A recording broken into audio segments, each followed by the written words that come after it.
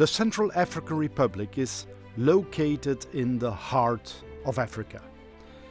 It has the same size as France, but a population of only 4.6 million. The country has significant mineral and other resources. In 2012, the Central African Republic was the scene of a civil war, which the Touadéra government worked hard to solve with the help of the international community, and which led to the peace agreement of Khartoum of 6 February 2019. The country's population needs help. 1 out of 4 families live from artisanal diamond mining. There are 3 types of artisans in the field: occasional, seasonal, and professional artisans. However, today 90% of the country's rough diamond production is being smuggled out. In line of today's best practice principles, the country needs procedures to trace purchases to the first point of extraction.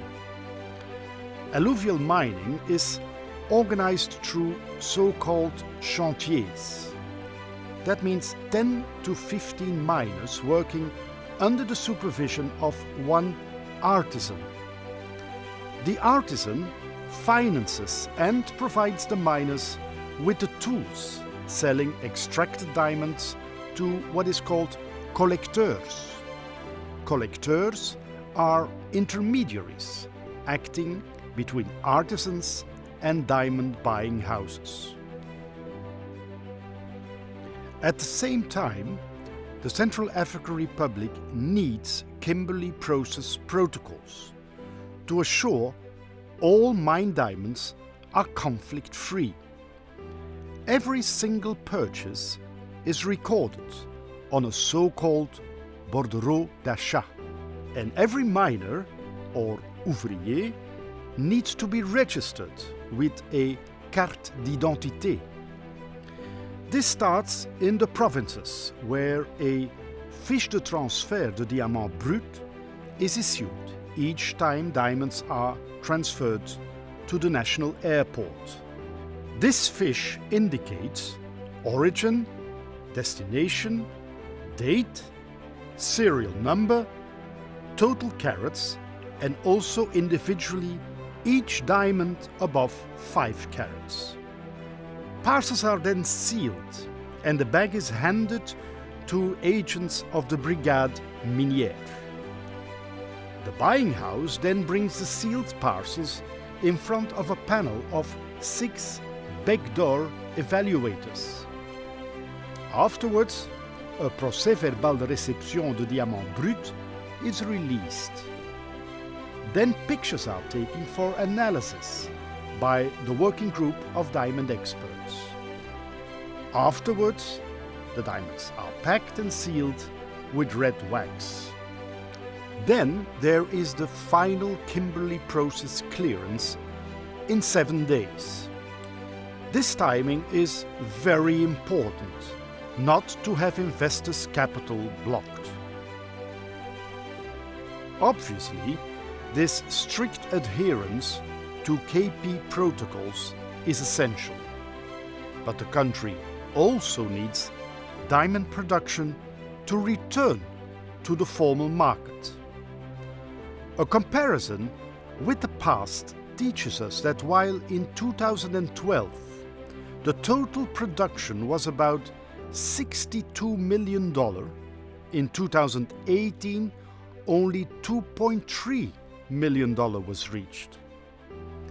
In 2017, after the partial lifting of the embargo, things went well for a while and 113,000 carats were exported. In 2018 again, that fell to almost nothing, just 12,000 carats. This is 3% of 2012. Going forward, the Central African Republic's government will stand for a bold, new and drastic approach, where full transparency, traceability of individual parcels and OECD due diligence guidance will be crucial.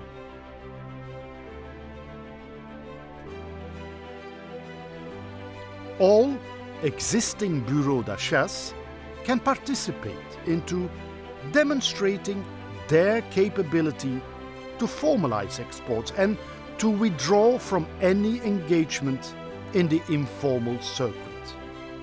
Above all, there will be an obligation for each buying house to export at least $3 million per quarter, and a withdrawal of the license will follow in case of failure of the minimum amount of exports. Also, tax revenues of the state need a restart. In 2018, hardly any reasonable tax income was reached. $150,616 only, the equivalent of the salary of a senior United Nations representative working in the country, of which there are thousands. So the total exportation tax rate will be reduced to 4% to be competitive and in line with neighboring countries. Further, this will be accompanied with a reinforcement of the mining police and the local Kimberley process structures in place.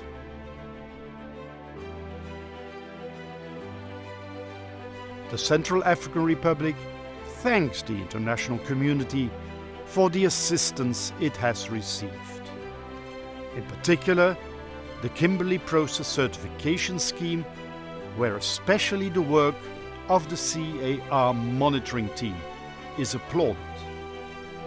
The decision to shorten approval procedures to 7 days was crucial in the context of the ongoing reform. The country also hopes to get a green light on broadening the compliant zones, as this will facilitate the fight against illicit traffic.